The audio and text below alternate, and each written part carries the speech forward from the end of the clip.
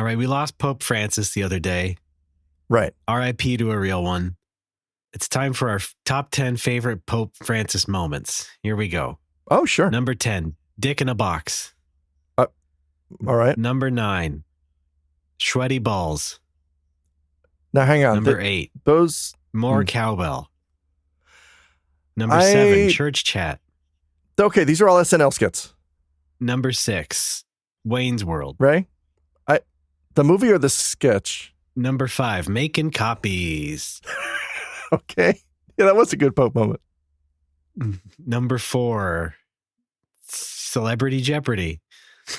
Which one? There's so many of them, though. All of them. They're all great. They're all... Where was I? Number 3? Yeah. Norm Macdonald. Number 2. Yeah, Pope McDonald. McDonald's. And number 1, Night at the Roxbury. Really? You like that one the best? We miss you, King.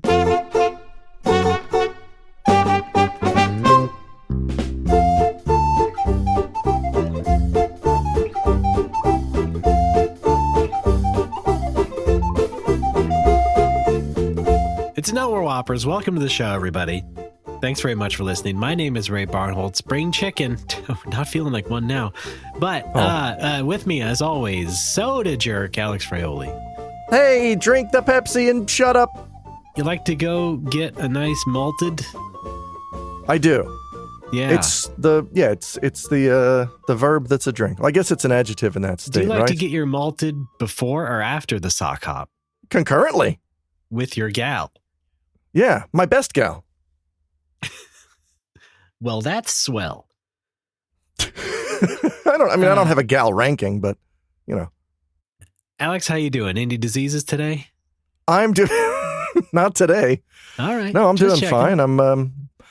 I'm recording with a brand new audio interface, so I might sound different or hopefully better. Oh, that's right. Well, you can tell us all about it in our audio interface segment. Okay. Yes. Now hear this. That's our new segment. Actually, well, it could be now if you want. I don't care. No, there's nothing to say. All right, I was talking about buying a professional audio thing, and then I did. I don't want to bore anybody with audio details. It's great. It's red. It's got cables coming out of it. You don't want to bother anyone with the audio details on the show that is audio. I have a feeling it's itching at you. It's itching at you right now. You want to bother us with details. No, it's nothing's itching at me. Deep in your heart. It's not. You want to nerd out. A little bit. You want to do this, don't you? Just think of me as the little devil on your shoulder going, You're a huge devil. Hear about the interface, Alex. Yes. You're a gigantic devil. No, it's mostly, honestly, most of my issues are software related. Because Wavelink had problems. And I'm on Windows. Wavelink had problems, but it did do some things seamlessly, which I now have to find workarounds for. And I mostly have, but I'm using an app called Voice Meter that was recommended by folks, which kind of functions like Wavelink. It does many things better and some things worse. Oh, yeah. How esoteric is it on a scale from 1 to 10? So 7.2. Oh, well, that's above average. It had a little bit of a learning curve, but we're getting there. There was already one instance of me showing up to my raid team in FF14 and having them saying, "We can hear your game audio." Sure. And me being, "Oh yeah, sorry, new interface." Yeah, yeah. They were more polite about it than that, but yeah. Right. Well, that's fine. Just you play an FF14 and hearing.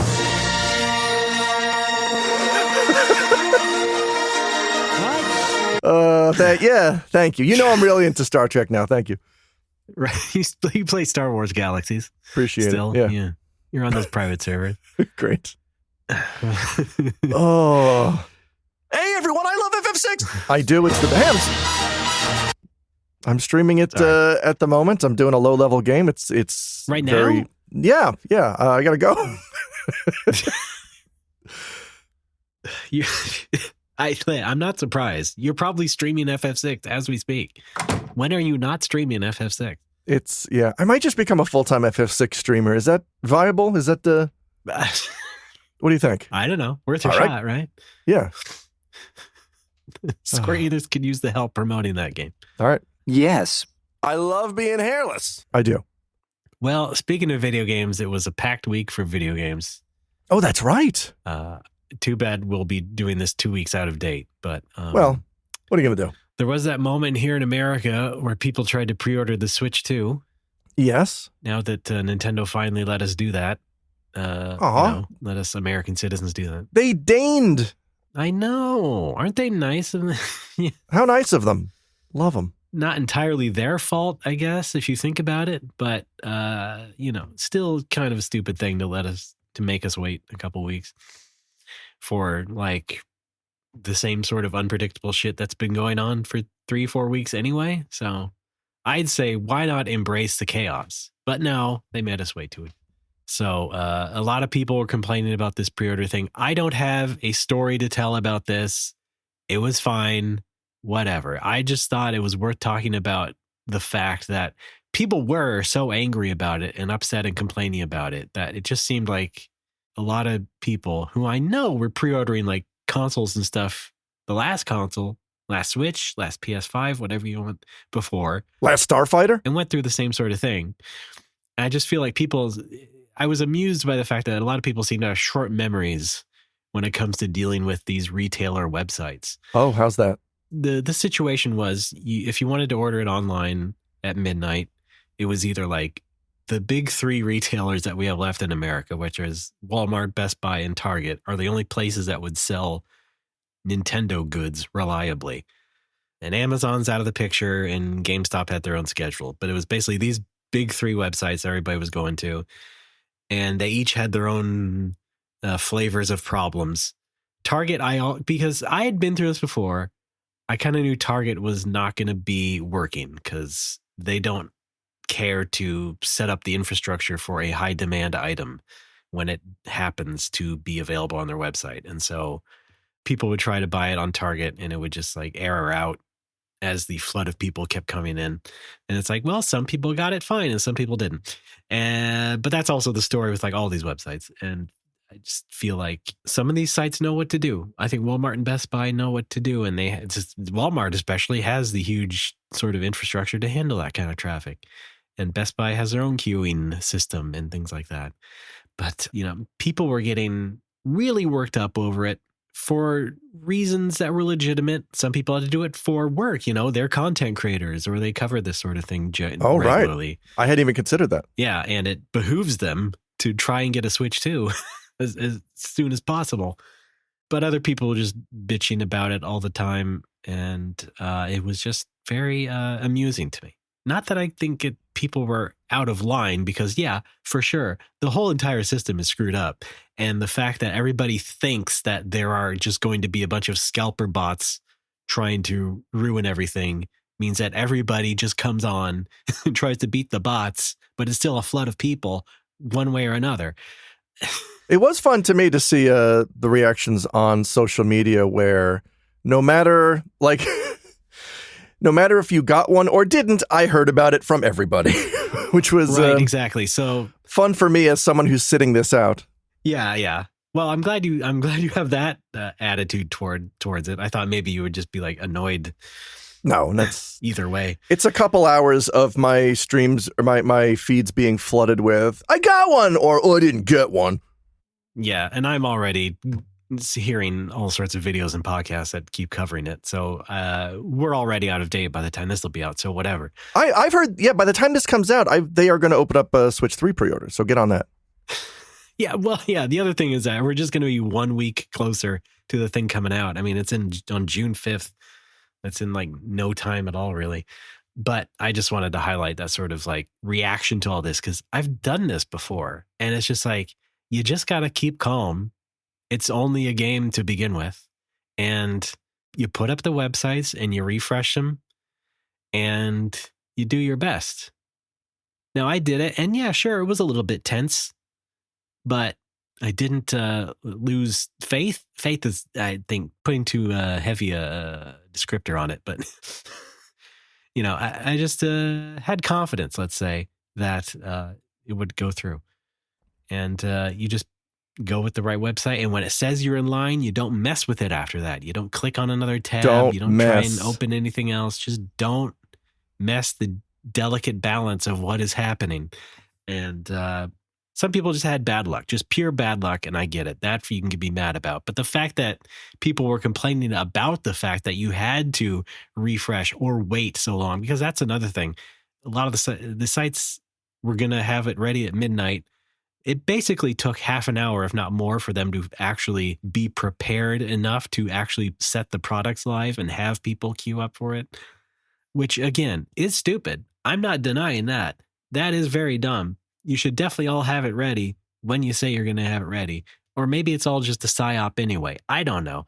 But you kind of have to prepare for the fact that the sites don't really care enough. And they're going to do the best they can, I guess. But you just have to be prepared. Be prepared to wait. Don't rush it. Don't freak out. But people freaked out nonetheless. And I just think we're going to forget about this the next time a big console comes out. Yeah. So how many did you get? It seems to be the nature of humanity. I got about 8. Yeah. Okay. I feel like that's probably enough. Right. Yeah. Well, my bots were very reliable. I had made sure they'd done what they needed to at the time. So, yeah. Cool. On eBay, apparently you can't sell pre-orders. So I will have to wait until they actually arrive and put them all up on eBay. I'm thinking about starting it, buy it now at 1,000. What do you think? Oh, boy. That sounds about right. Right, yeah. That seems about the right way to go with that. Now, just the box, right? You're doing the box scam where you just sell the box.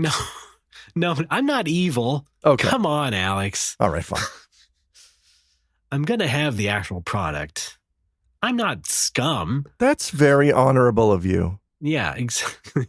Not to derail this, but I've been trying to sell my games on online by making a Rakuten account, because that's kind of the way to sell stuff online in Japan. Oh, so not Mercari, but are you going with the Rakuma? Oh, no, sorry. Yeah, I'm sorry. I made both. Mercari is the one. Mercari is the big one. Rakuma is their Mercari ripoff.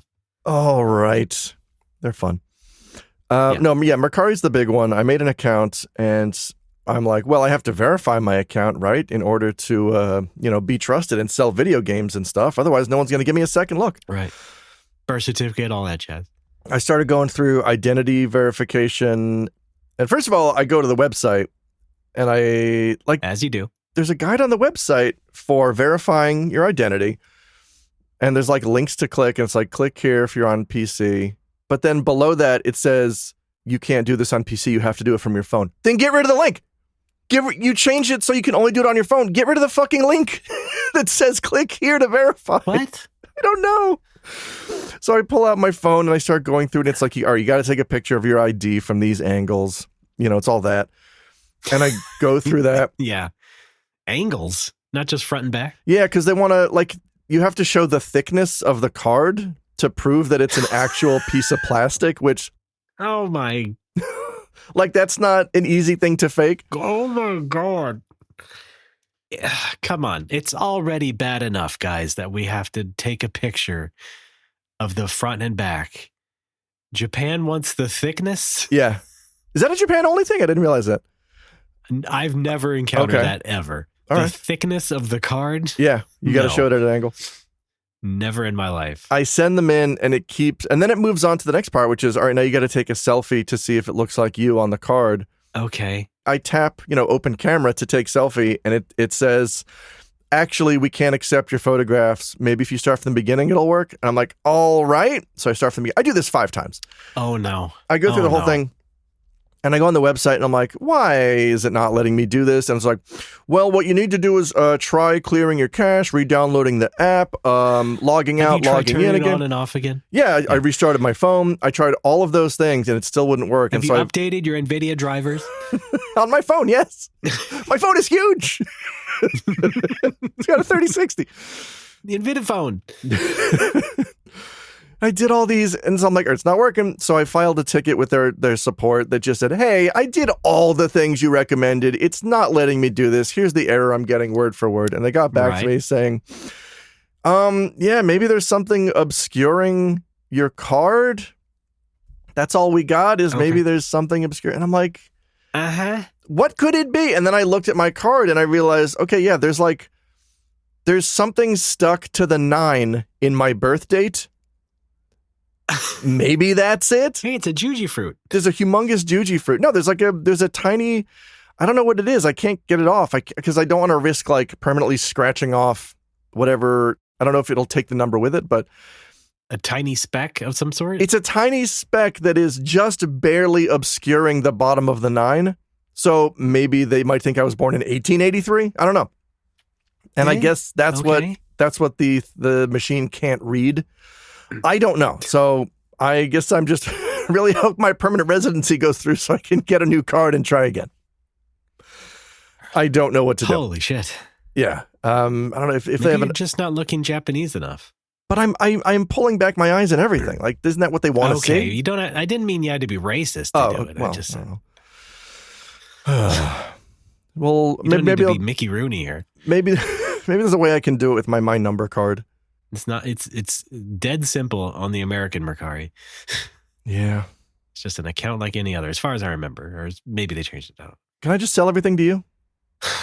You want me to be your FOB guy? Yeah. Oh, that reminds me. I wanted to ask somebody. Some of the so we're doing. I haven't organized this yet, but I'd like to do a Nomowo meetup when I go visit in July, and I would like to recruit somebody locally to take care of this because I've had 2 boxes of American comic books bagged and boarded sitting in a storage unit for a very long time. These are like all the comics I collected in the early mid 90s. Right. And I don't know if any of them are worth anything. I was thinking, can I just give these comics to somebody in the Nomowo Pittsburgh contingent and ask them to sell them and we just split the profits 50-50. I'm open to that. If anybody wants to do that, let me know when we do the Pittsburgh meetup because I got to get rid of these things. I mean, I don't know from Adam, but you could just, maybe not have them just sell it individually, but maybe just like offload it at a comic shop and see what they would pay for it. I don't know how it works. Either way, that's the kind of thing, though, way to get money easily. Yeah, I mean, it would still involve doing a lot of research beforehand. I mean, you can't just flop a trunk full of comics on a table and expect to be given a fair price. Like I have to look up each issue and see what it's worth given the condition and all that. Because I know if I do that, the guy will just be like, "Oh, I'll give you $15 for it." No, not you. But if you have this person in Pittsburgh to do it for you, let them go through the trouble. Well, hence the 50-50. Like if they want to do the legwork, I'm happy to just split it right down the middle. Or maybe you can time it with some local comic convention and then fun. Pittsburgh Comic-Con. And sell it to some guy at a table. Yeah. Do the same thing. I don't know. Some venue. Right. That's awesome. All you have, really, that's bugging you as an albatross that you need to get rid of in terms of like your stash in America is comic books? Yeah. Well, yeah. I mean, what else? Sorry for that incredibly long question. There's also the Animal Crossing that is MIA. I had that copy of Animal Crossing from that Nintendo contest, which, according to a YouTube video, is worth $2,000 to $3,000, is nowhere to be found. And I just try not to think about it.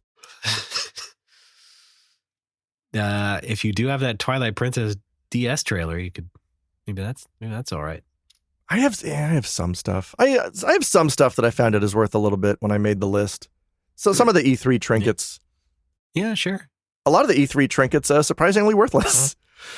Like you remember when we went to E3 and they showed off the DS for the first time and they gave out those like blinky stylus things with the keychain on them. Yeah, I still have that. Yeah, from 2003. Yeah, those are worth like $7.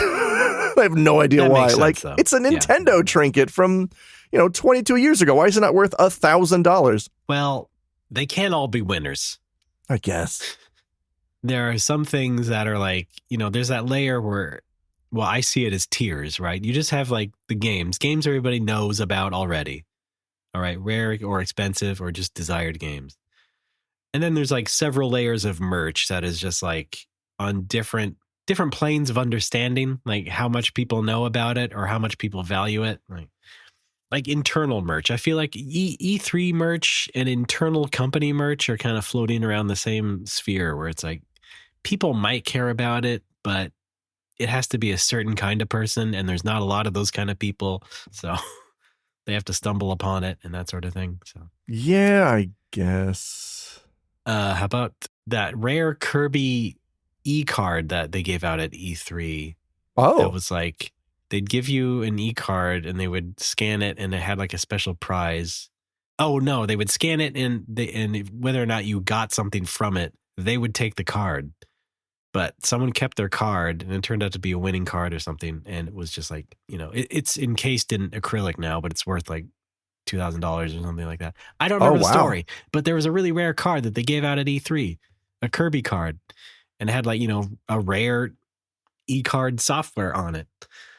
And people, found out about that. And now that's a legendary thing because it is like, it's a game technically, if you think about it. But, yeah. But it's also E3 merch. And so, yeah, everything's a weird soup. Yeah. I don't know about a dinky, blinky stylus. I typically like soup. Thank you, Alex. But now it's enough already. That's a good drop. Very disappointed. Next question. Right, yeah. 2 words. Stanley Tucci. That's the guy. All right. Hey, speaking of Pope. The Pope Tucci? He was in that Pope movie. Oh, right.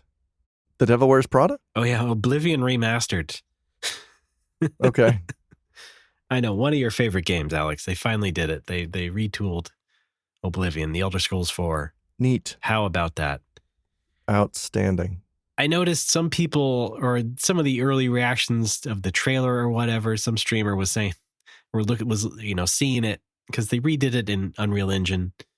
And some streamer said, that's not a remaster, that's more of a remake. And I thought, no, it's pretty much a remaster because it has the original game running under it. And that original game still doesn't move all that great. There's still some awkwardness to it. And if they're just putting new graphics over the top of that, that's a remaster. That'll count. Yeah, I don't understand why there is still confusion among gamers when it comes to remake versus remaster. It seems like the most clear-cut thing to me, and I don't get the confusion. Well, here's the thing. It used to not be clear-cut, and some people just, in their minds, their subconscious, they just decided it'll never be clear-cut, and so they just argue about it forever and ever. Then early on, when that term started to be used more, there were plenty of games that just mixed it up for the hell of it. Like DuckTales Remastered. Oh, yeah. No, that's a full fucking remake of DuckTales.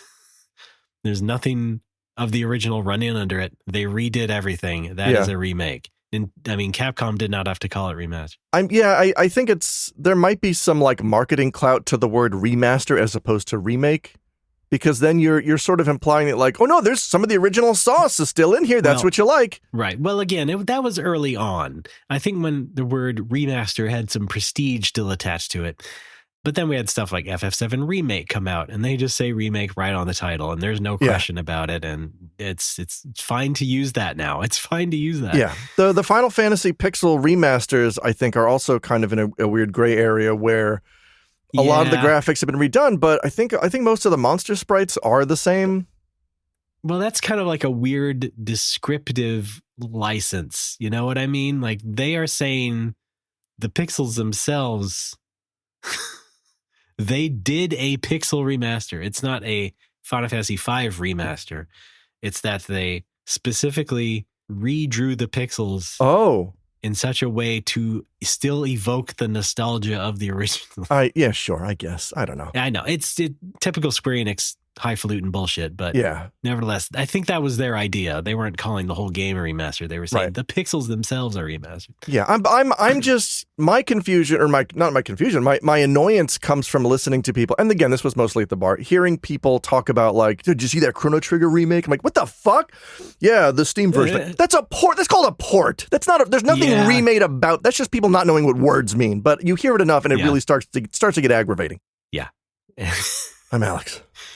Anyway, I was gonna play some more of that Oblivion, but it just doesn't run well, and I don't have all the right hardware for it, except on my main work computer. But I'm doing some hard work right now, so I can't really play games on it. You're a busy bee. And all the other computers I have just are chugging.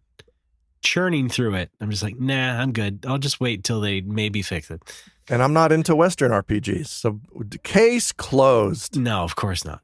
A Western RPG that is extensively open world, so open it'll never be closed. I'm definitely not your jam, but that was the thing. If folks are having fun, great. Here's what I did play. I played through Still Wakes the Deep because it was half off on Steam. That's a really good one. That was recommended to me by my buddy Tom last year, and I was so mired in sunsetting the bar, I didn't have time to play it, and then I forgot about it, and then saw that it was half off on Steam. Picked that up. Our buddy Spruce Grove, also a big fan of that one. It's really good, very atmospheric. I was relieved that it didn't have combat. It was just, explore a creepy place, run from creepy shit, throw some stuff. Oh. It's pretty good. I wasn't fully aware of it. It has FMV elements, but it's not an FMV game, or it is? I don't know. Tell me. I don't recall any FMV. Really? I thought I saw like live action people in screenshots or something. Okay. No. What? You must be thinking of something else. Are you thinking wrong? Am I wrong? Are you thinking of Sewer Shark? That's right. Did you think it was getting those two mixed up? Still Wakes the Shark? They sound so similar. Okay. Damn it. You're right. That's great. It's it all takes place on an oil rig off the coast of Scotland in 1975. Just the thickest Scottish accents you've ever heard. Lots of great slang. Ooh. There are, subtitles for Americans. It's pretty good. Oh, yeah. People say we a lot. Yeah, wee man. No. Not that guy. Okay. You know what I got half off on Steam? Pants. Euphoria 2. Oh. Or the Hey Bereke game, Hey Bereke 2. Do you remember those games from Sunsoft? Is that a Hey Arnold offshoot? What is Hey Bereke? Hey Bereke was Sunsoft's pseudo mascot. So they came out with a Famicom platformer, and they were going to localize it here as Euphoria the Saga. Oh. Do you remember seeing those ads? No, but I like a saga. Yeah, it's just a platformer, basically. It's Metroidvania, I believe. It was advertised, but never released, except in PAL. So the PAL version came out, and that's basically the only way we could have played it in a localized form. But then Sunsoft, they made their fifth comeback in like 15 years recently. And so they were pumping out some new games, including a brand new sequel to this game, Euphoria the Saga 2. I don't think they had to keep the name Euphoria because I don't think a lot of people remember that game to begin with. I sure don't. But it has a pretty great art style. It's like an arts and crafts art style. So, that might sound like Kirby Epic Yarn. And that's kind of what it is. It's similar to that. But yeah, it looks really cute. It's just something you don't see a lot these days, all that much. And so it's a nice little adventure-y platformer. Well, I'm happy for you. And it was like finally half off. Give it a try if you like little cute Japanese platformers. Good. I saw there was something I had wish listed. It must have been a AAA something or other because it was on sale and it was still 5 digits. It was like, it must have been like 5% off. But it was only 10,150 yen. I'm like, fuck off. And they still send you the email like, a game you want is on sale. Like, is it though? Come on. Really? Yeah. Is that like the deluxe pack or something? It must have been. I don't remember what it was. But they don't send you the email for packages, for packs, do they? It's just, hey. No, you can't really wish list the bundles and stuff like that. So maybe, I don't know. I forget what it was. You can they still got some stuff that's still on sale right now as we record this. They got, the Etrian Odyssey remasters. Oh, sure. 60% off. That ain't bad. Yeah, no. You all right? No, I don't think so. No. Sorry. I think it's really expensive. Yeah, video games. You love them. You love to see them. You love to hear about them. I do. What am I looking forward to next, I think, is the Capcom Fighting Collection 2. Oh, yeah. With Power Stone and Capcom vs. SNK 1 and 2. That's going to be good. Those are some of my favorite Capcom fighting games. So, Sure. Power Stone was a big favorite at the bar. Folks loved 4-player action. Right, yeah. Power Stone 1 and 2 are in this, as well. So and Sharon Stone somehow. That's weird. Yeah. She's sassy. Yeah. Moving on.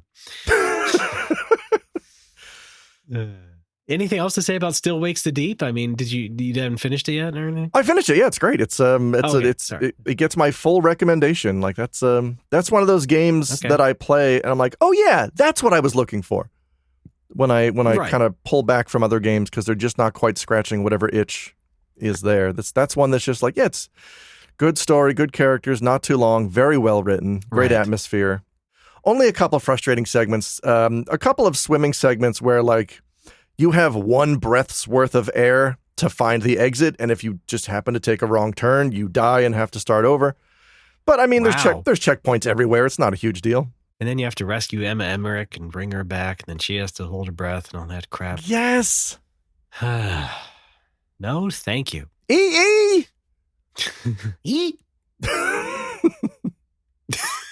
Well, good luck. This has been a No More Whoppers memory. Metal Gear Solid 2. The Phantom Menace. Oh, yeah. The people who did the Oblivion remaster are the ones doing the remake of Snake Eater. Oh, sure. Yeah. All right.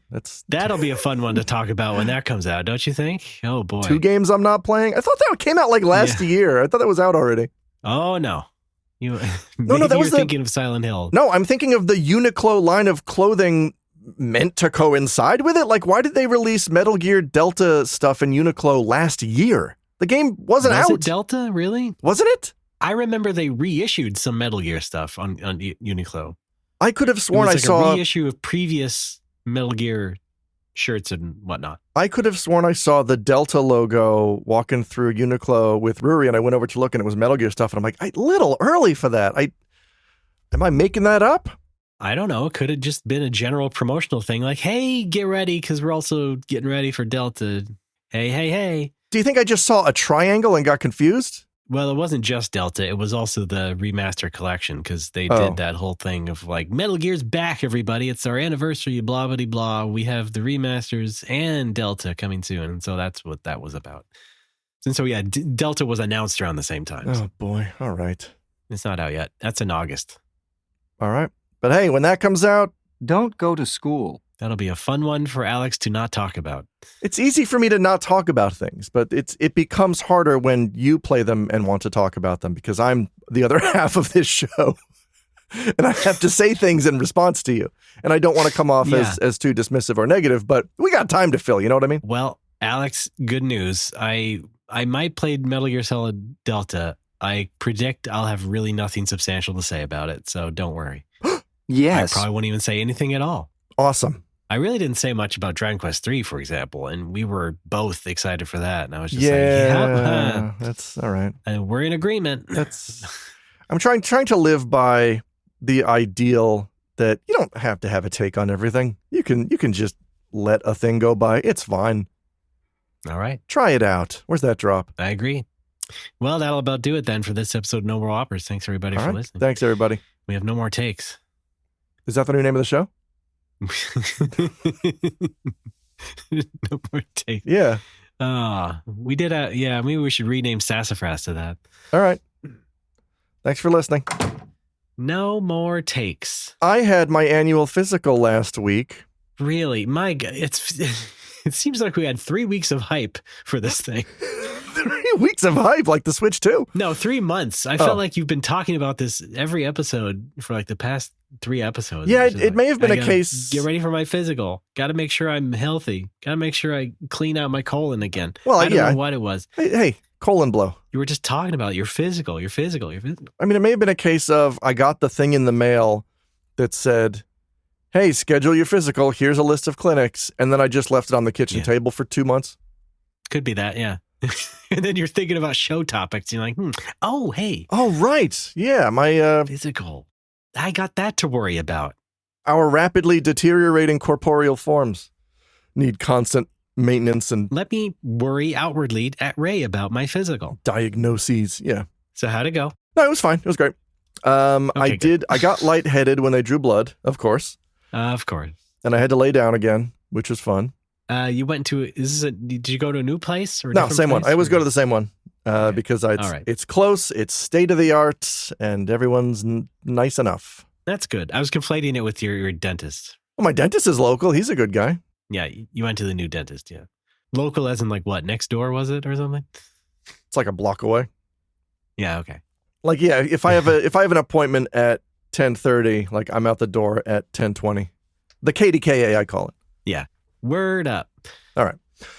But yeah, I got lightheaded when they drew the blood, and I know that the nurse was trying to be nice and reassuring when she said this, but I took it the wrong way because it's me. She was like, "Oh yeah, you got woozy because you didn't eat anything since dinner last night." And I'm thinking, "Well, you told me not to. Whose fault is that?" Yeah, what? Yeah. Because they tell you not to eat after dinner the night before. Oh. So maybe she was just right, no, yeah, she was politely explaining it. Yeah, she was reminding me, "Hey, like you're not in danger. You just feel this way because of the way that these things have to go, which is you can't have anything." You have the Alex reaction. Yeah, the Alex reaction of like, "Well, not my fault." But yeah, I know, I get it. Yeah, I think the way that I don't know if I skeeted about this. The way that I put it was, it's like, oh, don't say that. I already did. It's like somebody handing you a snake and the snake bites you, and then they say, "Oh, the reason you're poisoned is from the snake." Like, yeah, I know. You handed it to me. Anyway. Well, any other concerns from that physical? You think it's just all fine, or no? They made me do extra stuff during the barium test, the one where you're basically drinking what looks like white paint, and then you got to roll around on a platform for a while. That roll around, yeah. Like you have to roll around while the platform's moving around because they have to get this goop to like coat all of your stomach so they can see how it's affecting or if it's obstructed or whatever. And this, are you talking about stop, drop, and roll? Yeah, we did fire safety. I mean, that's part of health, right? Well, yes. Yeah. No, but really, you mean that kind of rolling? Sorry, I'm looking at you right now on Teams, and behind you, there's like a black mass that is blending in seamlessly with your shirt, and it makes it look like you're wearing a Palpatine cloak, and I love it. Oh, yeah, nice. It's great. It's like you're tempting me. It's just another. It's a hoodie. Oh, okay. It's still fine. I know. I like your Palpatine cloak. There's my actual seat back. Oh, cool. No, it still looks kind of dark, doesn't it? It's fine. Kind of the same. It's all right. Audio medium. Hold on. If I put my head down enough, it looks like I'm wearing big headphones. It does. Wow. Right? Are you Beat from Jet Set Radio? Word. Oh, I am a DJ. Wow. Na. Cool. Physical went fine. Looks like that meme picture of Linus where he's staring up at the camera with his big headphones. Tech tips? Yeah, that dork. All right. So that was the physical. I don't get the results back for a while. I'm sure it's fine. I think I did gain a couple of kilos since last year. That was a little bit concerning. My wife trying to console me by saying, "Well, you did work out more than last year, and muscle weighs more than fat." And I'm like, I hope that's what it is. That's a lovely wife thing to say. Yeah, she's trying. That's God bless great. her. Yeah. But yeah. That's great. I hope you gave her a nice hug and kiss. I did every day. And then tonight I have not because of that. No, I mean, but still every day. Not every day because of that, but okay. Tonight I have a mental checkup. I'm doing a counseling session with my dude who I've not talked to in, I don't know, since last year. Because he's expensive. I can afford to do therapy like maybe quarterly, maybe 2-3 times a year. He's a good guy. He's based in New York City. So the time difference is actually not bad because his morning works for my evenings, and that's fine. Okay, yeah. And I've not talked to him, since I shut the bar, since my dad passed away. There's a lot of stuff to go over. Yeah. And I'm just, I'm kind of a year and change. Yeah. Yeah, a lot of stuff is, and I'm, I got this visit back home in July. I'm going to see family, I got feelings about that. We're going to talk about it. Yeah, of course. You want to sit in? You can sit in. That's fine. Oh, okay. Sure. Great. I don't mind. Make some drops out of my private conversation. Jeez. No, I'm not like that. It's like when Of people course you're suggest not. us drops Yeah. Oh God. of like the dumb things we say. Yeah. And I'm like, no, I don't want to tease Alex that much. I'm going to tease Alex in my own way. Yeah, it's always fun to me when folks are telling me to go. You know, they give me an old Retronauts episode and a timestamp, and like, there's a drop for you. Like, no, I'm good. Yeah, no, thank you. We're fine. Just can you just let us be funny? Yes. It's not an open application. No, I don't like Italians. Now let's that not be one hasty. is timeless. Hey, what was that from? It's from the laser active version of that one JB Harold game. Okay, Was it Manhattan Requiem? sure. So it's from a laser active game. All right, no, I trust you. I believe you. You know that platform we all love. Yes. Is it supposed to be a portmanteau of Laserdisc and interactive? Alex, you idiot. Yes. Oh, great. Well, we wish your head luck as we do. It's called Dome Upkeep Do It. Pretty soon, Alex's wrong brain might be the right brain. I really hope so. Yeah. I got to fix this brain. What was that Mickey Mouse? Oh, yeah. Runaway Brain. That Mickey Mouse short. What? That Mickey Mouse Disney short, Runaway Brain. That was like one of the last Mickey shorts ever. It came out in the 90s, but then like they buried it for whatever reason. Like it hasn't been seen since. I'm not up on Disney shorts, except the ones I wear every summer. Why don't you watch some YouTube videos about lost media until you get blue in the face and sick at Generation Z? Oh, okay. Who thinks everything is lost media just because they forgot about it. Yeah, that's starting to get real old. I keep seeing more of that on YouTube. Maybe it's just because YouTube knows it pisses me off. The algorithm wants to annoy me, I guess. I don't know. Right. I was looking for a clip from, might have been Star Trek, and it was labeled Lost Media. Like, it's not. It had a release. What are you talking about? A Star Trek thing? Yeah. Okay, sure. I mean, there are legitimate things like TV specials or pilots. Like definitely. Stuff that was only broadcast once, or physical copies were, destroyed, or, hey, we lost the original in a warehouse fire. Like, that's lost media. Anything that was on fucking DVD is not lost media. But I can't find the DVD on eBay. I lost it under the couch. Speaking of Star Trek, I'm still in my DS9 watch. It's going good. I just started up season 6. Okay. Getting close to the end. And so I have... it's getting tense, too. It is. It's getting very tense. I have prepared here a new segment. I don't know if this is going to be a recurring segment, but it's a little something that I call StarFeld. Now, Raymond, what this is... Wait a minute. I thought you didn't play open world games. This is the only one. No, not to be confused with StarFeld, you understand. Oh, I'm sorry. I thought we had another game segment coming up. I thought you were going to be like, Ray, I love Star Trek. I love playing this space game from Bethesda. No, this is basically just, I watch Star Trek, and anytime I see an actor who I recognize from Seinfeld, I do the DiCaprio pointing at the TV meme. No, I love this. I love this. And so here are the ones that we've covered in the past. I previously spotted Richard Fancy, a.k.a. Mr. Lippman, on a TNG episode. Matt McCoy, a.k.a. Lloyd Braun, also on TNG. Megan Cole, who was Peggy in the episode The Suze, was in TNG. Apparently, she's also in a couple of DS9 episodes, which either I haven't gotten there yet, or she was under so much makeup I didn't notice. Hold on. I have to be an idiot and an asshole for 1 second. Was it The Suze or The Susie? The name of the episode? Yeah. I don't know. It's either way, you know what I'm talking about, so what are you doing? Anyway, it's the Susie. Continue. Bill Irwin, yes, who played Sidney Fields, the old man, the one who hated George. I mean, I guess everyone hates George. Yeah, you gotta narrow that one down. Yeah, it's one of those guys where, like, immediately just from the face and the demeanor and the mustache, like, oh yeah, you're a cantankerous old man. Except me, I did not remember, and I don't have your memory though. Oh, you know Mike Haggerty from from The Raincoats, Blade Runner, lots of 80s movies. Was in a couple episodes of TNG, looking pretty identical to just how he looks. Yeah, no, he was pretty good. Michelle Forbes as Ro Laren, or Julie in The Big Salad. That's a fun one. Oh, yeah. Yeah.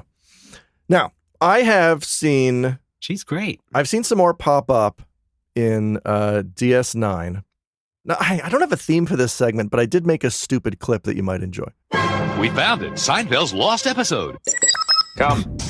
Hey, what are you doing later? Have you been banished by the Continuum once again? That's right, buddy. And what is it you want? Well, I need you to help me move my refrigerator. Right now, I have other matters to attend to. What do you say we go out tonight, any place you want? Out of the question. I thought we were friends. We're not friends. Oh, come on! Get out of my chair. On an all-new StarFeld. Nothing. Generation 7 Saturday on City TV. All right. Might be too long to play every time, but I wanted to ring in the inaugural installment here. Wow, that's like there. Oh man, that's like the TikTok I saw recently where someone was putting in Tony Soprano as the new captain of the Enterprise. Great. Maybe I'll drop it in here. Transfer complete. USS Enterprise now under command of Captain Tony Soprano. Now get the out of here.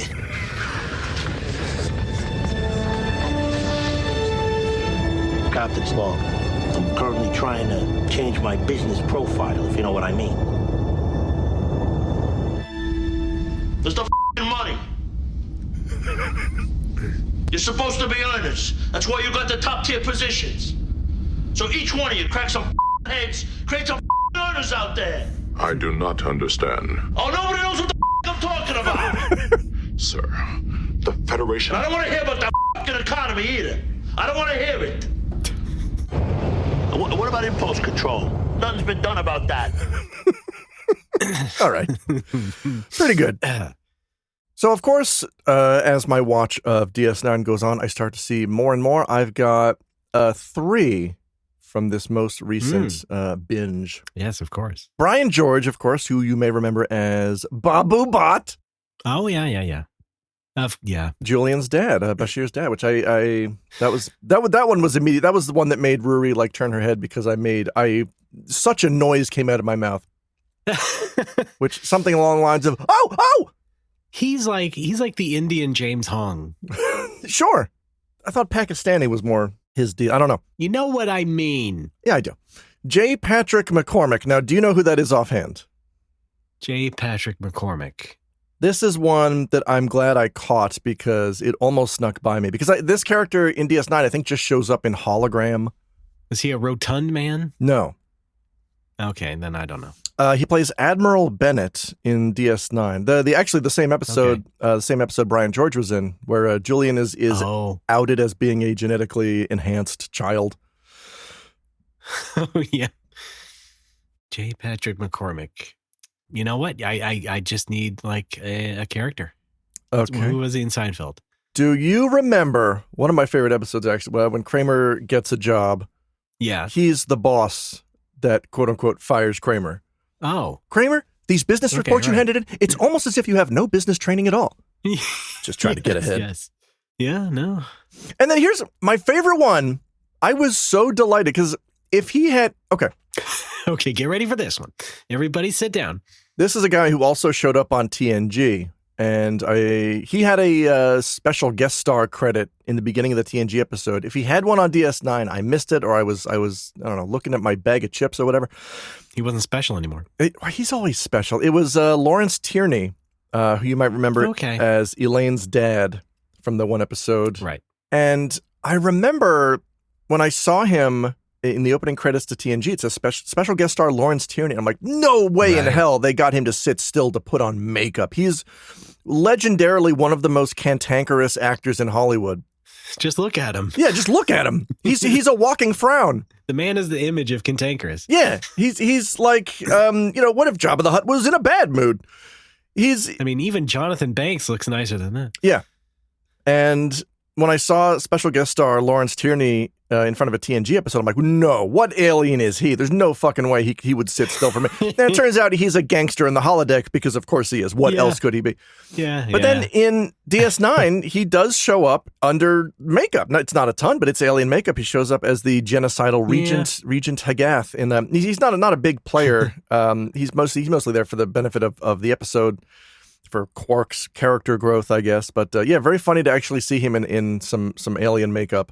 Maybe he softened up in the years since. I don't know. I mean, he got doughier, if that's what you mean. Take us out. He took it out. All right. That's all I got for this installment of StarFeld. Thank you. Thanks for putting in the effort on those drops there. Anytime. Wait, there's one more. You kept making all the stops? I thought it was the right thing to do. Oh, my God. All right. That's StarFeld for this episode. That's not even the right music sting from the show. It was from the show, though. It's like a promo sting. Yeah, I know. See, you know what? No, I went back and forth with different versions where I put them together and I thought, no, you know what? That one, it caps it off better. I sure hope Ray doesn't say anything about it. Turns out he fucking did. Oh, shit. Okay, I'm sorry. It was all in jest. It was all in jest. I'm sorry. But seriously, we need to have a production meeting. God damn it.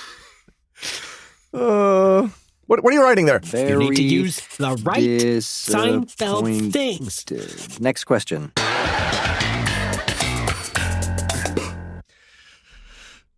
Great. Love you. All right. Let's take a quick break. No, I do love this segment. Thank you very much. There will be more in the future. I did find a website that is nothing but Seinfeld actors' appearances on other shows. Yeah, nice. And I've made a list here. I have some to look out for. Stan the Caddy. I didn't even realize that was Armin Shimmerman. Oh, yeah. Drop some of that in here. You're editing. Jerry, George, this is Stan the Caddy. How you doing? Hi. Nice to meet you. Ready to hit the links, yeah, you betcha. What are those, cotton pants? Yeah. What, is it too cold out? Here's what you do. You bring a lightweight jacket. That way the sun comes out, you play the jacket off the sweater. Oh, that makes sense. That's a good call, Stan. All right, we'll see you guys later, huh? Yeah. Stan the Caddy.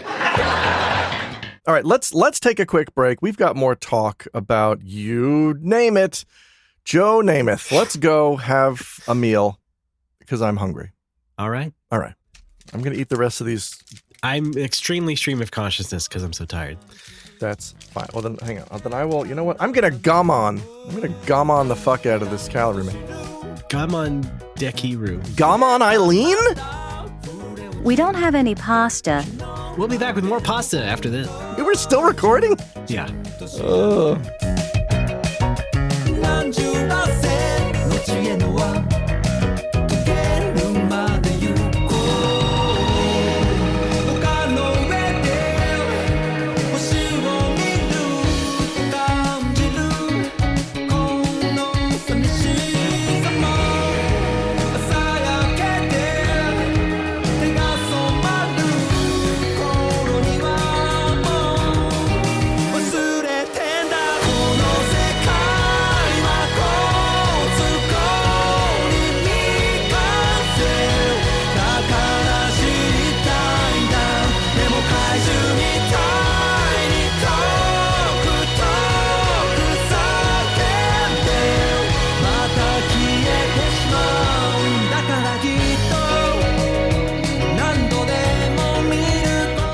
We're back. It's No More Whoppers. I'm Ray. That's Alec. Hello there.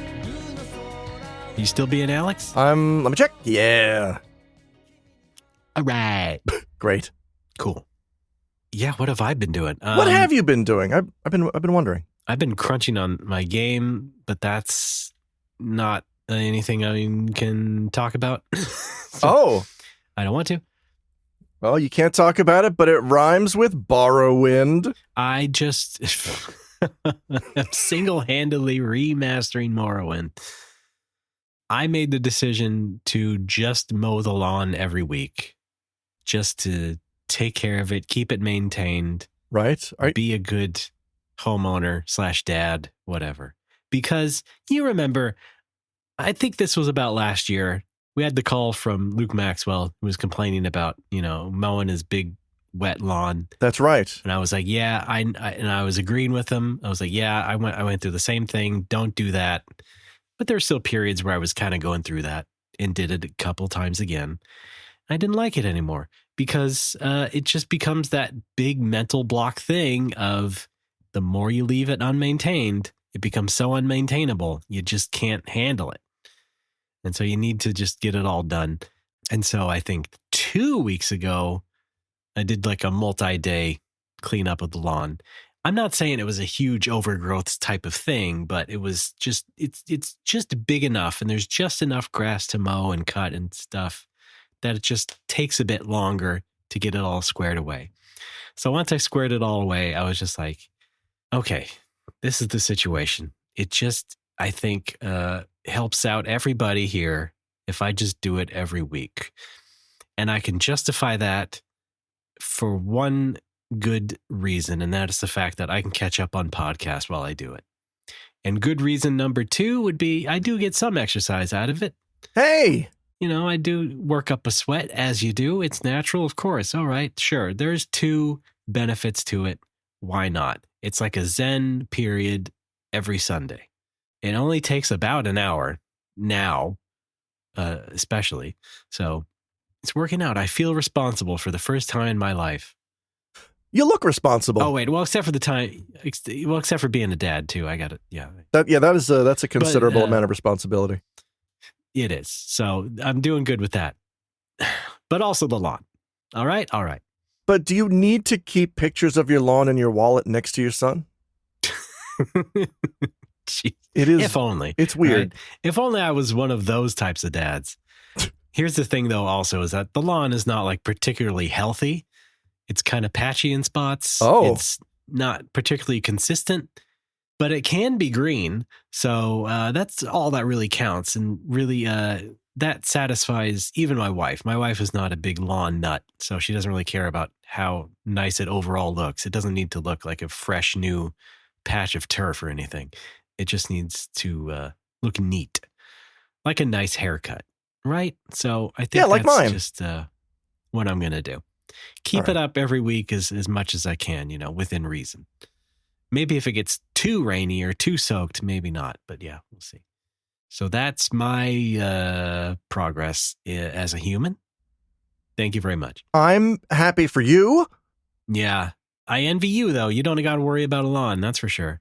That's true. That's yeah, we own this unit. That's actually something that is related to the other topic I wanted to talk about, which is we haven't decided 100% yet, but we're kind of thinking when it comes time for this building to be demolished and rebuilt, we're thinking about just selling off the unit and then buying another place elsewhere.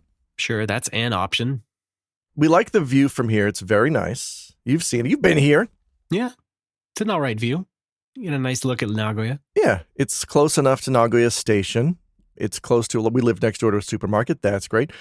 Other than that, we don't particularly care for the area because it is kind of run down. And like I mentioned before, it gets swamped with tourists, which, speaking of that supermarket, they had to put up a sign near the strawberries at the entrance that say, hey, don't eat these until you buy them. That's apparently something that people need to be reminded of.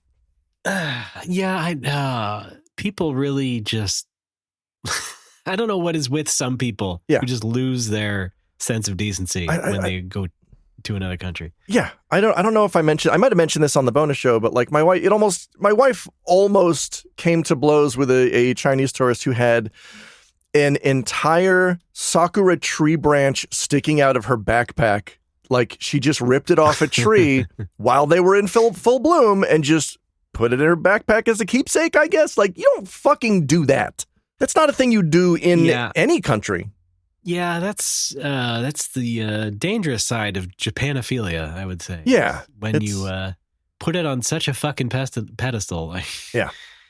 Hey, folks, let me tell you, other countries have cherry blossoms. Yeah. They're great. Cherry trees. It's not just Japan. Yeah. Japan seemed to even make a conscious decision to place cherry trees all over their cities. It's not just like they naturally grew there all the time, forever. Yeah. They're placed there, just like we placed palm trees in the Bay Area for no reason. Right. So we kind of miss living around Japanese people. So we're thinking about looking for a place. It's not great. I mean, it's not. It's that bad, huh? Mostly it's fine. It's the tourists in the supermarket. It's mostly the supermarket. It's because they're there. They are choking the supermarket every day of the week, just kind of being loud and shovey and not understanding, shouting, yelling at the staff in any language but Japanese, and it's getting very frustrating for us. Cutting in line. What?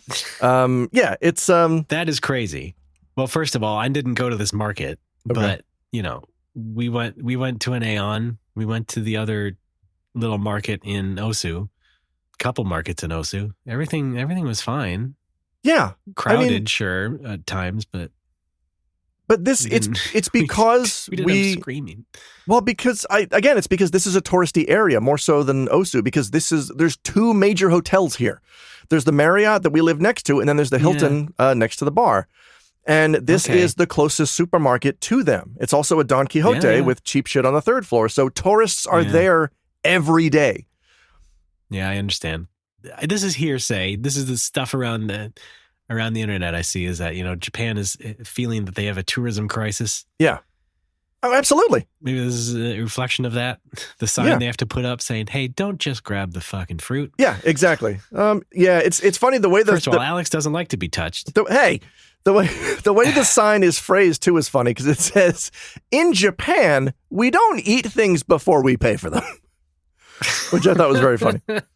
Jesus Christ, just accounting for, look, maybe it's our crazy culture, just could you please pay for it? Like said in the absolute perfect toddler cadence. No, we don't do that. Oh, good stuff. So we're kind of. That's what I say to my son. Like, no, don't do that. We have to buy it first. I'm generally pretty tolerant when it comes to putting up with other people around me. My wife is much less tolerant, and so oftentimes I have to be the voice of reason, but it's getting to the point now where I'm like, this is a little bit much. That's crazy. Yeah. Yeah. I should have went to that store just to see. You should have. Ah, man. So yeah, we're going to have to move out while the building is being rebuilt, and then before we even think about setting foot in it again, we might just sell it off, because we can get the most possible that we ever would for a brand new unit that's never been lived in. Yeah. We're never going to have this chance again. Well, speaking of moving, I was staring down the possibility of us moving to New York. What? The city or the state, or both? Because the company my wife works at is getting acquired by a bigger company that is based in New York and Paris. I don't think we're going to move to Paris, but Ziff Davis. Oh, no, wait. This has been being negotiated and shuffled around and dicked around with for the past month now, and they're finally going to finalize it, I guess. But at the very outset, it was like a serious possibility that we might have to be moving to New York just to be at their headquarters or whatnot. I guess there was like a stay of execution of some sort, and other peculiarities happened, and some people didn't all like the deal, and some people are not coming to the new company, of course, things of that nature. So things got muddied that way. So maybe we won't have to do that, or maybe not for, a year or two, year and a half, 2 years. Maybe then it won't become as much of a serious possibility. But by then also maybe my wife would get a new job around here, or another remote job where we didn't even have to move. But yeah, that was a little bit scary there for a little bit. That would be fun. Having to think that through. I mean, I wouldn't be necessarily against the East Coast, but what you said earlier in this show about your therapist and how him living in New York was easy for you didn't sound so easy to me when I was like doing the pre-checking mental math of how are we going to record this podcast, where it's like, would I have to be staying up even later at night for you to do this podcast reliably, I could just... Or would it be so hard we just couldn't do the podcast anymore? I could just do it earlier. Yeah. Okay. Right? I always love that idea, but I mean, for you especially, it might be rough. I'm pretty flexible because I mostly just work from home. Yeah, that's true. You don't have the bar anymore, so you're definitely not staying up at 4, 5, 7 a.m. Well, I wasn't doing that since I was drinking anyway. After I quit drinking, I started going to bed like midnight, maybe 1 a.m. at the latest. Yeah. I got to play Dragon Quest in bed. It's the only way I can go off to sleep. You're like, Ray, I at least need my Dragon Quest time. I need my nightly quest, and I got to have my pops. I need those 2 things every day. And my morning quest, and my lunchtime quest. 3 quests a day. Yes. 3 squares, Enix a day. Great. So yeah, that was the thing. I don't know. I'll keep you all informed. I would, if I were independently wealthy, I would love to live in New York. I mean, that's, one of my dreams in high school was, and this was because of just watching a ton of Seinfeld. I was like, oh, I want to live in New York City. That would be cool. And then once I grew up, I'd love to live on LA soundstage. Yeah. Yeah. But then once I grew up a little bit, I was like, oh no, it's wildly expensive. And yeah, I don't think we're doing that. I'm not sure Seinfeld romanticized it for me as much as like other NBC sitcoms. You know what really did for me though was The Critic and Seinfeld. Yeah. I'd say The Critic to a degree. I mean, the opening credits just meant to do that. Yeah. In a tongue-in-cheek way as well. Oh yeah. But yeah, like Friends, Caroline in the City. I did watch plenty of that. That was one of those. Sure. Yeah. And then of course Wings romanticized Nantucket. And I have been to Nantucket. Yeah. Yeah. Because of Wings. That's right. While you're into Paul McCartney as well. And their airport was nothing like the show. It was not a shaloub in sight. No. No lunch counter. Oh. No hypersexual brothers competing over different women every week or whatever. Did you even ask about the guy who's from there? I did. I got punched in the face. Oh no. Okay. Yeah. I guess they probably get annoyed by that. I think they heard it a lot. Oh, but hey, here's a Seinfeld connection. Oh. I heard that Jerry Stiller has had, I forgot. Did we lose Jerry? We did. Yes. Okay. Yeah. They had a home on Nantucket. So yeah. All right. Put that in your pipe and smoke it. I'll put that in my book. What were we talking about? New York. Right. Yes. But yeah, you might have had to move there. That may still happen. We don't know for sure. You said you could do it if you were independently wealthy. If I was independently wealthy, I would move to Japan. Right? Yeah. Maybe I would stay here. Well, no, if I were independently, if I just had unlimited money, I'd first of all solve all the world's problems. I mean, that's an easy one. After that, though, I would probably just want to buy a house somewhere in the Japanese suburbs, maybe. I don't know if I want to be like in the city, but build a house, spend however many millions or billions of dollars it would cost to make it totally earthquake proof. Maybe floating on some kind of magnetic platform. You know what I'm saying? Just build a sound studio, maybe just an isolation booth. Maybe construct a floating island with a chaos emerald, keeping it afloat. Doesn't Japan have that man-made pier or port or something that's sinking? Oh yeah, I'm not gonna move there. No. Well, okay. Sounds boring anyway. Yeah, just a bunch of trucks and ships and stuff. Who wants to live on a platform? The Diamond Dogs. Yeah, I guess that's true. But yeah, I was thinking. Since I moved in, I've been thinking to this place. I've been thinking about building a recording booth or an isolation booth or something for voice recording. But ever since I learned that this building's coming down, I've been thinking, well, why waste the money if we're just gonna lose it anyway? Right. Let's wait until we move into someplace more permanent. But then again, that's not going to be for a few years. So, I mean, I can record most stuff here fine, but if I ever want to do more professional stuff, I would need an actual booth, specifically voice acting, because like when I record narration or things like that, I'm just speaking at a normal voice like a human being does. I can do that in my current office. Just like this? Yes, I can do that in this office because it's sound treated. It's fine. Like I do my Nikkei recordings every day. Those sound fine. Yeah. But here's a clip. See, but when you do stuff for animation, you get animated literally. Oh, really? Yeah. And you know, gesticulating and yelling and screaming. And how do you hold fucking pistols in your feet?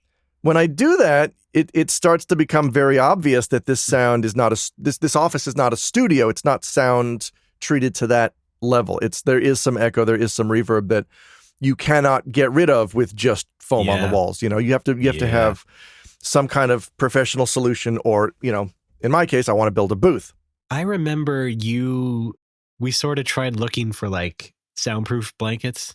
Yes. In Japan. Yeah, they don't really exist in Japan. And completely failed. Yeah. I was like, isn't there some place that sells recording gear? And you're like, no, couldn't find it anywhere. I was like, Jesus Christ. Yeah. No, I mean, there are soundproof panels that you can buy from Yamaha for like, you know, 100,000 yen per panel. Yeah, of course. Like a lot of this shit is at a premium. But yeah, there's an American company that makes sound treatment blankets, acoustic blankets. Yeah. And they're very affordable, and they're heavy, and they absorb most of what you need. I bought some. I used them. Yeah. Japan does not have those. I had to buy moving blankets. I had to buy 2 moving blankets, which almost create the effect of one acoustic blanket for about 3 times the price. Almost. Like, I remember hearing people saying, you could just get these moving blankets. It's the same thing. It's like, no, I don't trust that. No, it is not. Yeah. I don't believe you. It is not the same thing. Like, it's very easy to tell if something is going to absorb sound because, like, is it heavy? Then it's probably going to absorb sound well. Yeah. Moving blankets, they're a little bit weighty, but they're still thin. They're not that heavy. All of the foam that you put on the walls, all the shit that you see on Amazon, all the the ridged stuff, like, it weighs nothing and it does next to dick. There's no point in putting it on your walls. The panels I have on my walls are 2-inch thick giant rectangles I bought from a company that they recycle plastics to make these like heavy sound panels, and they're good, but they're still not the best. They're still not doing enough. What I'd like to do ideally is make my own panels using rock wool, which I had never heard of before. All right. Which, of course, is something you can find relatively easily and cheaply in America, and in Japan it may as well be a unicorn horn, because where the fuck do I get it? No one's ever heard of it. Yeah. I found a reseller somewhere that sells it at an exorbitant price. Like, I'm not spending that much on that right now. We'll figure it out eventually. Hey, Alex. Hi. It wasn't the audio interface, but I did just get you to nerd out about audio stuff. Yay! Yay, we did it, everybody. Well, I was going to anyway, because this is part of my audio talk. I mentioned last episode that... Okay, it was planned. Kind of. I mentioned last episode I had a consultation with Jun Yoon, a voice actor based in LA. And I wanted to ask him, like, hey, what do I do? I tried to get a voice demo made, and they said, hey, we'll do it, but try to get more training. So I talked to him, and he's like, yeah, I do classes, I do lessons. So now I'm on his Discord. I audited a class that one person, I think related to his studio, held a couple weeks ago. Yeah. Tiana Camacho, who's a voice actor. That was interesting. It was interesting getting to see other people do it. I was not ready to participate, so I just watched and listened. Yeah. But in scheduling that, I think I hit what is the real roadblock for me, and that is anybody who I want to take lessons from just does not have a compatible schedule with somebody in Japan. Yeah. All of these... Jeez. Yeah, and like... I was able to talk to June because he had an open slot at whatever time it was for him came out to my midnight. So I got to talk to him from midnight to 1 a.m. Japan time, which is my hard limit. And then he's like, no kidding. And then he's like, yeah, I do classes at this same time. And I'm like, oh, I could do that. I don't mind doing that. And the classes are 3 hours. Well, no. Okay, I'm out. Like, I can't, I'm not going to fucking stay up until 3 a.m. And be reactive and be adaptive and be retentive. Like I'm not doing that. No, of course not. No. And I look at some of the other talents that work with his studio, and they have classes at similar or even worse times. And I'm like, I don't know what to do. I don't know how to get the training that I need to do this. How do I find somebody? It's very frustrating. It's really discouraging me from even doing this. Also, June recommended a podcast about voice acting that I started listening to. And the very first episode I listened to was a woman like, yeah, you just have to move to LA. Like you can work remotely, but like it doesn't really start to kick in until you move to LA. Like, well, I'm not doing that either. Like I thought that like this was the era where you can do this kind of thing remote now if you have a professional quality home studio. But like even that's not entirely true. I don't know what I'm doing anymore. Well, here's the thing. Hi. Because it's like centered in English-speaking America, it's either remote for the 1% or not for everybody else. Yeah, I guess. Right. Like when you say the 1%, you just mean rich people? No, I mean the 1% of established, long-running actors and voice people. Yeah. Because I was about to say, like... Who might also be rich, I don't know. The guest on this show, I think, was kind of independently wealthy because she even said, like, oh, I couldn't have done this if my husband wasn't making a 6-figure salary. I was able to just uproot and move everything to LA and build a studio. Like, okay, but not everybody can do that. Oh, maybe I could. Even the host was like, well, we're not recommending you put all your eggs in one basket and move to LA right now. Yeah. But she's like, no, yeah, you do have to be like in the studio and meeting with people face to face and physically. And like, it's just not the same as doing it remote. And it was very discouraging to hear that, no, if you want any degree of success and fame, you do still have to move to LA. Like, right. Damn. But yeah, it's very discouraging. And it's kind of making me think now of the voice acting part as not a priority anymore when I was very excited to do it. To get more roles in stuff and to start to make more connections. And it's a combination of the industry is still a face-to-face industry at the end of the day. Also, no coaches work for my time zone. Also, I'm not going to be able to build a professional sound booth for a number of years, perhaps 2 or 3 years. Right. And it's making me just soured on the whole thing. So I think we're gonna step back from that for a bit and take a break. I'm still gonna record voiceover. I'm still gonna do my Nikkei. I'm still gonna do all that. Yeah. But the focus on acting, I think, is just getting punched in the gut repeatedly by all these circumstances, and it sucks. Yeah. But at least the voiceover stuff is, I don't want to say stable, but more consistent in Japan. Right? Yeah, I would say so. Because, like, not that you need to do this, but instead of, trying to talk to an LA actor, you could be talking to one of these people who does stuff on NHK World and whatnot. And, a lot of these guys who live in Japan, but, have steady work there at least. But maybe the Nikkei stuff is like one good thing to put on your resume and maybe lead into something like that as far as like steady work goes. Not that you need to like do it or would like it, but it's something. Well, get this. They told me specifically to remove it from my resume. Okay, I see what you mean. The company that I do this through found my website and they're like, you need to remove any mention of Nikkei. And I did. Because I still want the job. But no, when I do promote myself privately, I do mention the Nikkei. That is, I do still do that. Because what are they going to do? Yeah, okay. Let's say a verbal resume, some sort of conversational thing, some sort of verbres, informal interview, that sort of thing. Yeah. Yeah. Can't you just write like news organization? I should. News organization. That's what they do on NHK World. Remember I would talk about this when they wouldn't like mention brands that are like right there in the camera? Yeah. Atsugiri Jason wouldn't say PlayStation? Yeah. This popular electronics maker. Oh, outstanding. No, but to touch on what you mentioned earlier, like I am in a Facebook group. I have my burner Facebook account that I made just to talk to one person and join this one group. Yeah. And to run the bar's Facebook page, which is going away real soon. Save that, folks. Didn't you say that last 3 times? Yeah, probably. Isn't that gone yet? Well, I deleted it and then I undeleted it because I might want to use it to promote something, but I feel like that window is closing fast. You know what I just did was undelete the Bipedal Dog LinkedIn page. So I was like, oh, this might be useful after all. Oh, cool.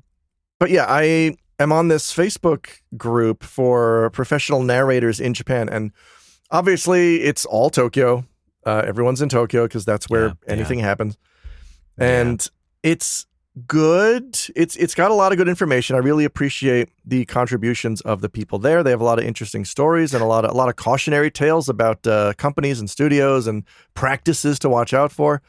Yeah. But it is also a lot of people very casually mentioning that they make obscene amounts of money to do basically what I'm getting peanuts to do here because this isn't Tokyo.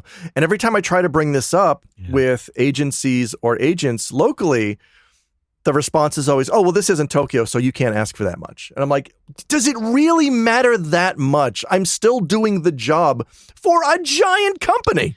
Just the classic Japanese avoidance. Yeah. And if I make any kind of a fuss about trying to be paid up to industry standard, I am immediately met with, well, then we'll find somebody else because they don't really care that much as long as it's a native speaker saying it into a microphone. Right. You're in Japan and you can't make a fuss. Yeah. If you make a fuss in Japan, you're fucked. Yeah. Like I got a price sheet from the Facebook group that like breaks down all the different kinds of jobs. And for some of them, I do get paid what I'm supposed to. But for a lot of the big ones, like I send these numbers to agencies or the folks at Career Bank that I work with, and they're like, yeah, this isn't Tokyo, so you can't really ask for this much. And it's really frustrating. And I kind of wish there was a presence for narrators in Nagoya the way that there is in Tokyo, but I have no idea how to go about organizing something like that. It's basically a union, and they seem to be doing all right for themselves. I just kind of wish, we had something down here. Oh, jeez. It's so dumb. Well, we'd love to have you in California. On my way. I do appreciate that the company I do the Nikkei through, like I don't work directly for Nikkei. They farm this out to a company. They also throw me a lot of books. I record a lot of TOEIC and Eiken textbooks. Last month I did 4 books. They wanted me to do 4 books. And like, nice. That covers, like that is a month's payment. Like that is how much I would make if I had a full-time job. But of course it's freelance work. I can't get that every month. I still have to budget like I'm only going to be making, a quarter of that every month, which is like, if I have a bad month, that's what I am making. Yeah. Which again is why I've come to rely very heavily on the Nomobo Patreon and my own Patreon. Thank you to all the folks who give to those because those are helping me directly live. Yeah. Same here. Infrequently, but yeah. Yeah. But yeah, it's fun to do. I love this work. I love to do the voiceover. It feels nice to put something together. It's fun to be in studio, and I'm learning a lot of things while I'm doing it. But I am in a position, locally at least, where I am being taken advantage of in a horrendous way, and there's just nothing I can do about it because it's just one of those industries. And not to make you feel even worse about all this. Do it! Also one of those industries that, is trying to get transformed by AI. Yeah, I mean, I have lost a little bit of business since AI became proliferated and affordable for most companies. I haven't lost as much as I thought I would, which is kind of nice. Yeah. Now, what's funny though is I do hear the placeholder when I go in to do a job. They'll show me the video, like the client will show me the PV or the commercial or the whatever, and it's the video of that with AI voiceover, and it's very uncomfortable for me every time because in the back of my head I'm thinking you probably just could have used this. I really hope that when I get in there you hear the difference between my voice and this, because to me it's very big, but I know that if you don't speak English as a first language, you might not have the ear for that kind of thing. So I really appreciate that you're doing this. Yeah. Yeah. Don't be your own worst enemy, Alex. You'd be like, hey, this sounds pretty good. You could save a lot of money. I do. You know what still haunts me though is that back when I started doing this a few years ago, I did a job. There are a bunch of pay-to-play sites. One of the biggest ones is called voices.com. And I used them for about a year. And one of the jobs I got there was like, I think the job paid like $1,200. And I'm like, I jumped at it immediately because I'm like, well, we're moving soon. Like, that's going to help us buy furniture for this place we're moving into. So I took the job. And of course, after the platform's cut, it's much less than that. Yeah. But I didn't realize that I was basically giving my voice to a Chinese AI company. Oh, boy. Because the way they sell these jobs, the way they steal your voice is they don't ever use the term AI. They just say it's for text-to-speech research. Uh-huh. And I'm like, oh, yeah, I'll help with this research project for $1,200. I mean, it's a ton of work. It was weeks and weeks and weeks of recording because that's how they steal your voice is they get you saying all these different things. So there is a Chinese company out there that does have an Alex voice. I've never heard it anywhere. I hope I never hear it anywhere. But like, who knows? It still haunts me because I was young and well. I'm never really young. I was inexperienced is what I mean to say. My wife makes a gagoosh, it'll blow your mind. Oh, I just heard it. It's a good gagoosh.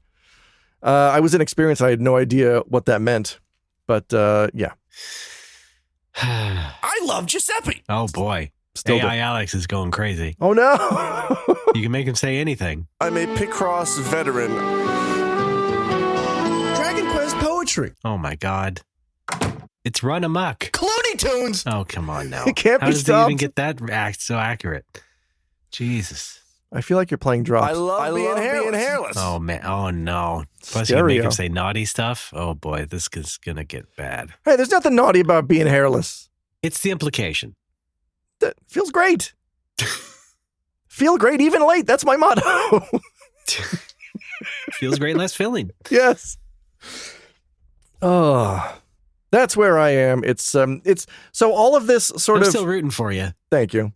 All of this crisis of the voice, as I call it, is causing me to put more and more effort into the other things, the streaming, the tubing, podcast stuff, the tubing.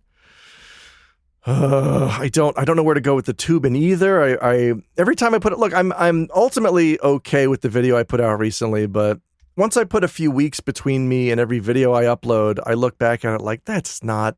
I can do better than that. Let's do something, creative and interesting next time. And then I fail to do that next time.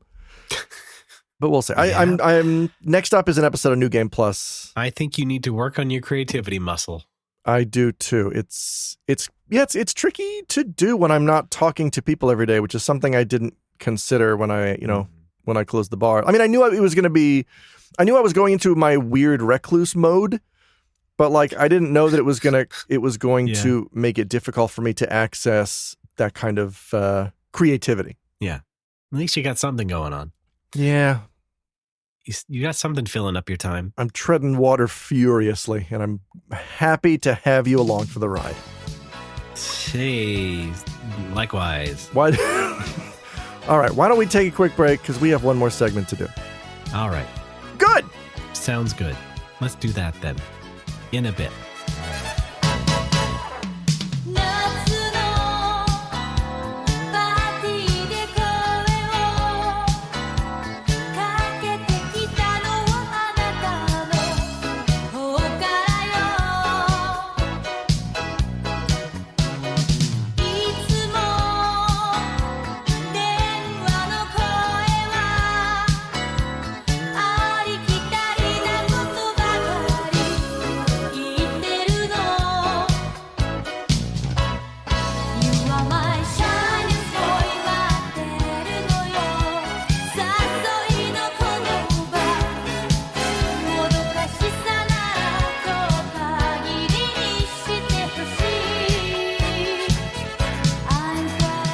We're back. It's No More Whoppers. I'm Ray. That's Alex. Hi, everyone. It is another part of the show. What do we got? What do we got? I know you hate it when I say that. I'm saying it right now with bravado. So much. Why do you keep saying it? What do we have? Well, let's see. Anything else? What else do we have? Is there anything else to talk about? We're running out of things to talk about. I fucking hate it. It's the most unprofessional thing you can fucking do. Do you remember? Maybe maybe it was the last episode. I put out an action item for folks, the Famicom wiki game, which I am now calling 6 Degrees of Yamauchi, if we can land on that. Okay. Where I challenge people to click random article on Wikipedia and see how many clicks it could take you to get to Famicom. All right. First off, I need to apologize for there is no this blew my mind. There is no Wikipedia entry for Famicom. It's just lumped under NES. It points to NES. Oh, right. Yeah. There's it talks about the Japanese hardware and the Japanese side of things, but it's all just under the heading of NES. Yeah, it was being disambiguation. That's right. So I did my own 6 Degrees of Yamauchi.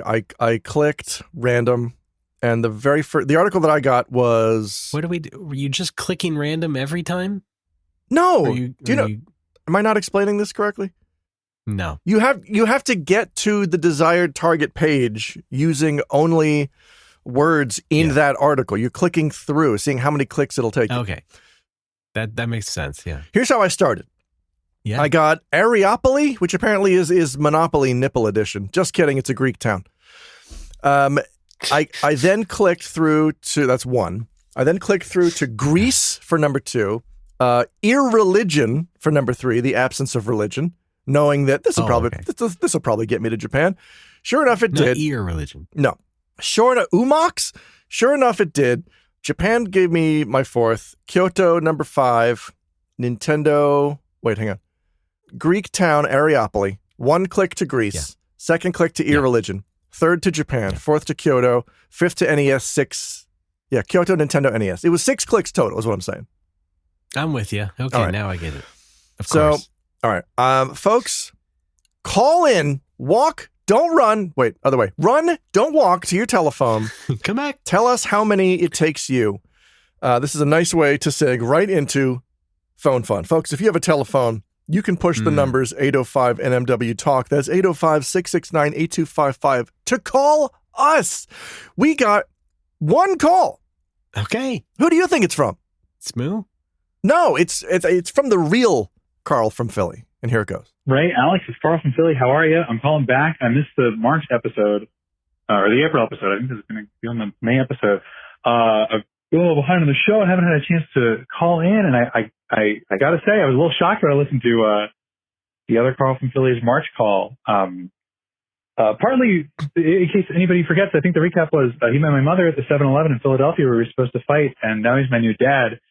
And towards the end of that saga, he told me that maybe I could be Carl Jr. now. Now I was a little shocked because here's a little lore. I am a Carl Jr., so now I'm a little concerned we have a Back to the Future type situation, except like considerably more messed up. And maybe Smooth's always been Carl from Philly, and he's been my father, who is also a Carl from Philly, who is not 6'4", 6'6", though. So there might be some going on. I don't know. Maybe watch your shins out there, Smooth. Something might happen in the next few years, or in the past, or who knows. But I was genuinely slightly surprised to hear that. So I don't know. Maybe he wins. Maybe I give up. Maybe the game has been rigged from the start. I don't know. Have a good one. Love the show. Thank you, Carl from Philly. Are we talking a fast food royalty? Oh, yeah, maybe. But I think that was this is the real Carl's Jr. Carl's what? See, it's an apostrophe. It's a possessive. Carl owns a junior. It's so, okay. The fast food restaurant is specifically talking about the owner's cherished copy of Arnold Schwarzenegger's Jr. on DVD. Boy, if only. You know what? Yeah, if only. Don't you remember all the Happy Meal toys for, for Junior? Yeah. Right. The ball pit briefly became the play placenta. I'm trying real hard right now. You're trying real hard. It's hard sometimes.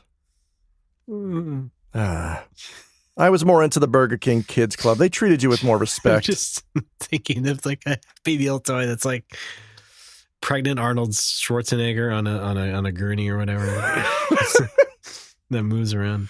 I was always fascinated with those Ghostbusters toys. Excuse me, the real Ghostbusters toys, where like you push a button and their eyes pop out or whatever. Oh yeah, because they're scared. When you said that, I just imagined like a Happy Meal Schwarzenegger Jr. toy where like you push it and his eyes pop out and a baby pops out. Is how I imagine that going. That'd be great. I don't always like the gifts that my brain gives me. And this is another example of that. We could 3D print that. All right. Let's get it done. Yeah. All right. Well, that went a far bit of distance from Carl's call. It should. Yes. Thank you, Carl. We're going to need another one from Smoo. Smoo, get on the horn. This saga refuses to end. Hey, at least something happens on this show. What about Hardee's? Was Hardee a guy? Sounds like it, right? What is that an east and west of the Mississippi kind of thing? Like call signs? Which one is? Because I've seen Hardee's and Carl's Jr., but I've seen both of them in Ohio. Well, Ohio is like the nexus of America. Is it? You don't think so? It's the Buckeye State. Yeah. They think they were first in flight. Wait, who was first in flight? Isn't there some contention about that? I don't know. What happened to you? What else? That's fan fun. That's fan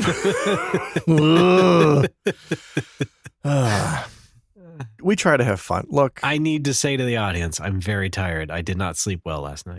Ray's exhausted. I'm looking at him right now. He's wearing a bathrobe. He's got bags under his eyes. He's holding a mug of Sleepy Time tea. He's got a nightcap on. He's even got the nightcap that the bear wears on the box of tea. Don't say sleep things. It's just going to make it worse. Oh boy. It's like how when you yawn in front of somebody, it makes them yawn. If you go to sleep in front of somebody, it makes them go to sleep. I've been yawning in front of you now for like 4 times. Well, I don't always have. I don't know. I'm not always looking at Teams. I have so much crap on my desktop. Oh. Sometimes I got the. Gosh darn it. Sometimes I got the soundboard. Okay, bye. That's me. Sometimes I'm looking at the Google Doc. All right. Sometimes I'm looking at the phone call. Ray, Alex, it's Carl from Philly. How are you? I'm calling. We were great, Carl. Saga! Sometimes I'm playing Saga Frontier 2 out now. Hey, come on over. Have some fun with Crazy Taxi. Wait, is the Crazy Taxi guy in Saga Frontier 2? Yeah, you didn't know that? No. It's like Cloud in FF Tactics. Okay. Unnecessary and not worth the trouble. Yeah. All right. Great. That's about right. Oh, boy. Well, great fan fun. It seems like it's been a good show. It was a great show. I had fun. I'm glad I showed up for this one. Me too. You know what? It's all about showing up. It is. But yeah, that's been the show. That has been the show. Thanks, everybody, for listening. You for listening and watching. Don't forget to do your own 6 Degrees of Yamauchi. Give us a call to tell us how you did. Yeah. Don't forget to visit nomorewhoppers.com, which I actually haven't fixed yet. Uh-oh. I needed to fix the redirect because we transferred the domain. And for some reason, the settings I set haven't gone into place yet. So I'm going to try and fix that after this.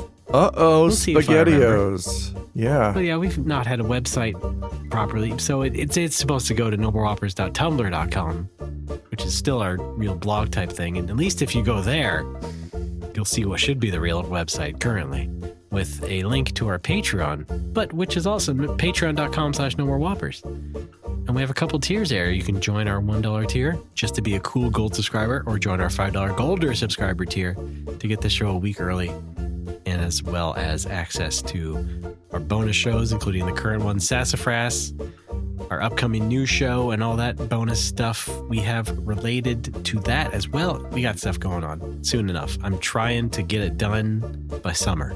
I know I said before we might do it early in the year. It's looking more like summer as far as our rebrand goes. Right. We launch with our new stuff. Yes. And look, I know I say this a lot. I'm going to say it one more time. We got it going on. Yes. All right. The phone number again to call, 805-NMW-TALK, 805-669-8255. Leave us a voicemail. Talk about what we were just talking about, including our 6 Degrees of Yamauchi. Yeah. On Wikipedia. I don't know. If you have a better name for that, please let me know. 6 Degrees of Carl. Great. Maybe not. If it was 6 Degrees of Yamauchi, wouldn't it just lead to the Wikipedia article for Hiroshi Yamauchi, perhaps? I was looking for something Famicom related that's also 4 syllables. I guess it could have been Miyamoto, but he's in everything. Oh, yeah. You know? You're right. Because it's a play on Kevin Bacon, you see? You get it? No. Atsugiri Kevin Bacon? Oh, some nice thick cut bacon would be good. Does Atsugiri Jason have his own Wikipedia page? Hang on, I gotta look this up. Probably. Turns out, yes! And then the Wikipedia article does take care to point out, known professionally as Atsugiri Jason, thick-sliced Jason. Great. But yeah, give us a call, please. We'd love to hear from you. And we're on the internet personally. Alex. You can find, did you know that we're 3 years older than Atsugiri Jason? I find that hard to believe. You can find me at patui.org. Check that out. It links to all my stuff, my Twitch, my Blue Sky. That's all I do, I think. The YouTube channel. That's right, YouTube videos. I make very slowly. Come on down to twitch.tv/hoodedpatui. We're playing Final Fantasy VI again because why not? It's my favorite one. Doing a low-level challenge run. Why not? Don't forget to come on down to Nagoya and have lunch with me if you're in town. I'm doing that tomorrow with a Nomowo listener. Who is it? I'll never tell. And you just go to patui.org. All my stuff is there. I hope to see you at the movies. Are you going to Komeda? Yeah. Yeah. All right. I have a website. It's called rdbaaa.space. That's my link list. All my links to my socials are there. I have my game company, Bipedal Dog, at bipedal.dog. And, yes, things to come. But, that'll do it. Alex, you looking at me? I need you to look at me. Hey, right, eyes up here. Hi. I was reading Atsugiri Jason's Wikipedia article where it says he briefly tried to go into political criticism like American comedians do and found that it just did not work in Japan. Whoops. Good stuff. Well, we wish him the best, as we usually don't. Alex, thanks for being a good sport. Anytime. Everybody else, keep your nose clean. We'll see you next time. Gold subscribers, stick around till after the show. It's allergy season. Join us as we rank this year's top synthetic pollens.